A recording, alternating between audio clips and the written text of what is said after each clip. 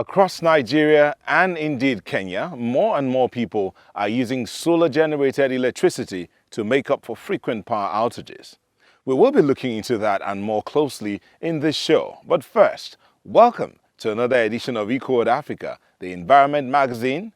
I'm Neota Egbe from Abeokuta in Ogun State, Nigeria.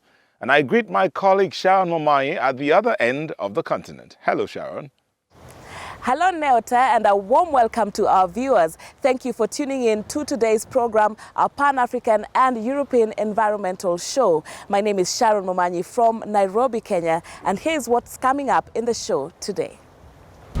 We'll be visiting a popular living and shopping complex in Nairobi, which has introduced a solar hybrid power system. Then we move on to the German city of Hanover, where they're trying to eliminate coffee-to-go cups. And we meet Regina Leke from Cameroon. The environmental activist is raising public awareness about plastic and recycling. First stop is right here in Nairobi, actually not very far from where I'm standing. Garden City is an integrated residential, retail and business complex designed to be environmentally friendly.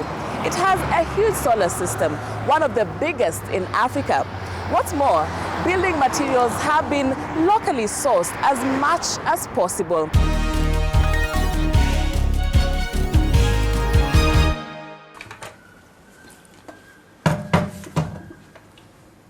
Even when she's making her tea at the start of the day, Aida Munene is already savoring the benefits.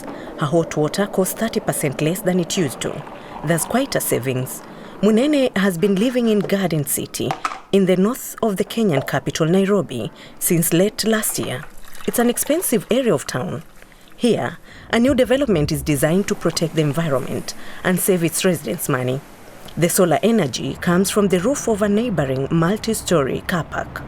When we have a nice bright day, it hits all the water in the apartment. And when we have an overcast day is when the heater element kicks in and we get hot water that way.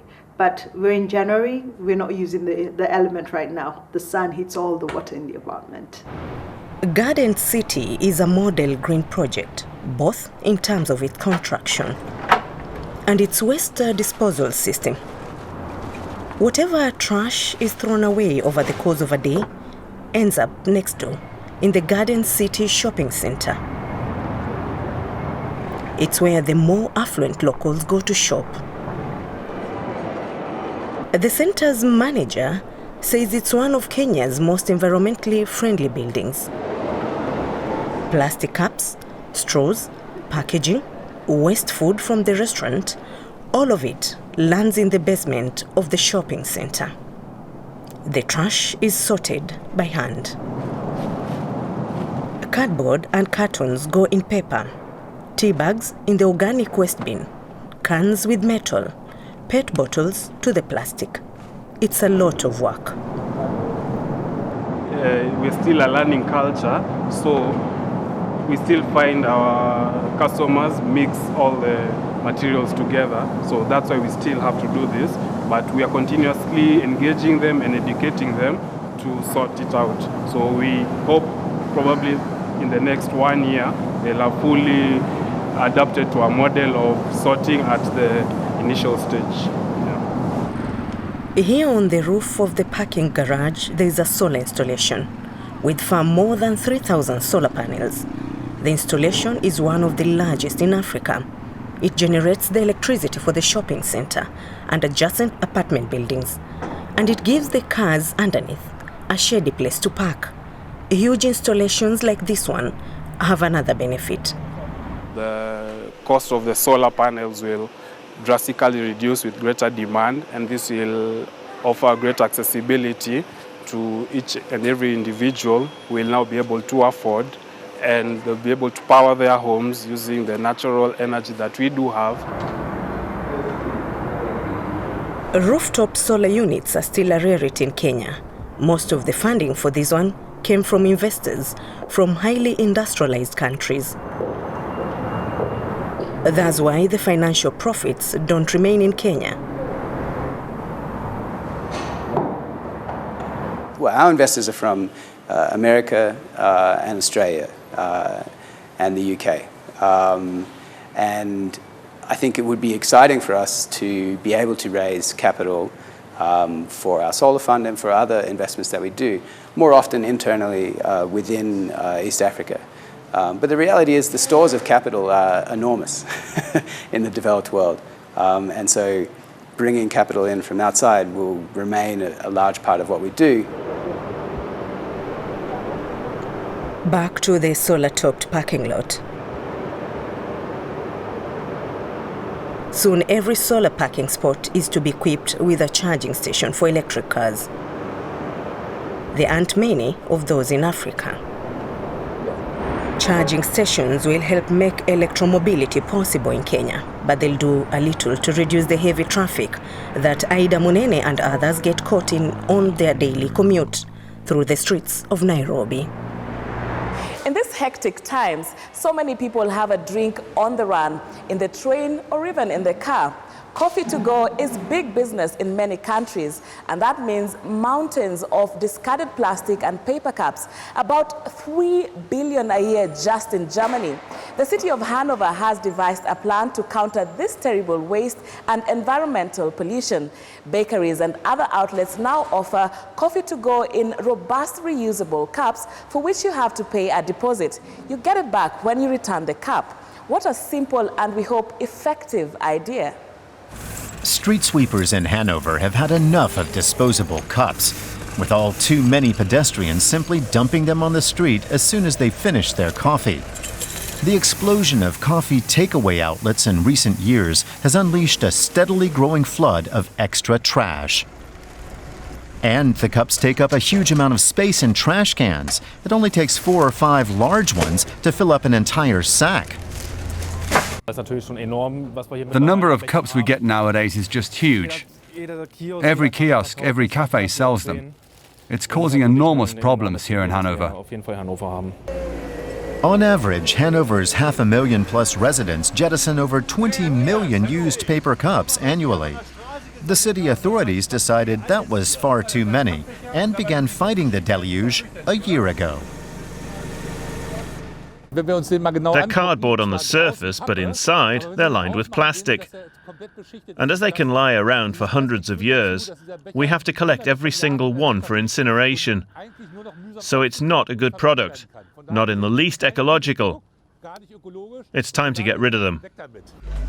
The city's answer was to market its own reusable cups with a deposit, the Hanocino. It costs €2, which is refunded when customers drop it off at one of the participating cafes. Over 150 outlets are already taking part in the plan, and the network is growing by the week. The system is the brainchild of André Hammerschmidt. Even he's surprised at how easy it's been to win businesses over. First of all, he got local bakeries on board. Then the city's first division soccer team. Others were quick to join in. The Hanocino makes life very easy for our partners. We do the advertising, we supply the cups, talk with them, train their staff. That's why the Hanocino has caught on. And people like to use the cups because it's straightforward and they're doing something for the environment. It's certainly an easy solution for coffee drinkers. They normally don't have to go far to find somewhere to drop their cups off. Pick up, pop off, drink up, drop off. The city doesn't make a cent from the scheme. For cafe operators, the service is free, and they save on the cost of paper cups. It's good for their image, too. The only condition is that participants have a dishwasher to keep the cups clean and hygienic. That was no problem for the staff of this popular cafe. They're happy about every customer who switches to the Hanocino. It took a bit of time to familiarize people with the Hanocino.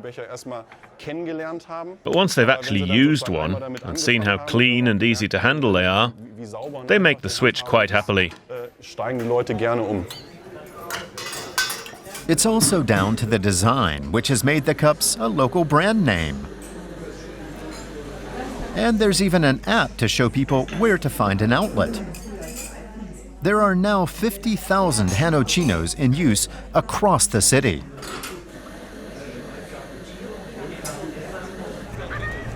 The street cleaning squads now have far fewer paper cups to deal with, and the trash cans don't fill up as fast either.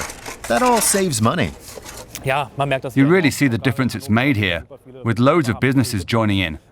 There are far fewer cups in the trash cans now. Initial estimates suggest the new Hanochino system has cut the number of paper cups in Hanover by around a third. It will be interesting to see if that catches on and even spreads to other cities. There is another interesting project which recycles and upcycles plastic waste in Uganda. The country has been suffering from persistent and extreme drought, which has endangered the food supply there. Farmers need to use the little water that they have very sparingly, and now they have found a solution. Right, Neota? Yes, Sharon. In this week's Doing Your Bit system, we meet Jabi Sarulo, a tomato farmer in the capital of Kampala, who has devised a clever system of drip irrigation. He is certainly doing his bit to combat plastic waste and to promote sustainable farming.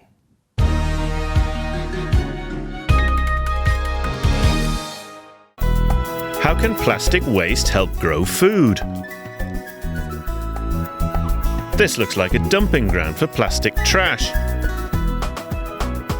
But it's actually crude material for irrigation technology. Ugandan farmer Jabi Sarulo has created a system that combines recycling plastic and saving water. All it required was one great idea and a little hole in a plastic bottle. Thanks to the drip irrigation system, Jabi's tomatoes have survived a month of drought. His plants are healthy despite the scorching sun. The farmer expects a bumper harvest in 2 months, which he can sell on the local market. Jabi's simple bottle irrigation method helps ensure food security and to protect the environment. Do you like that? If you are also doing your bit, tell us about it. Visit our website or send us a tweet. #DoingYourBit. We share your stories.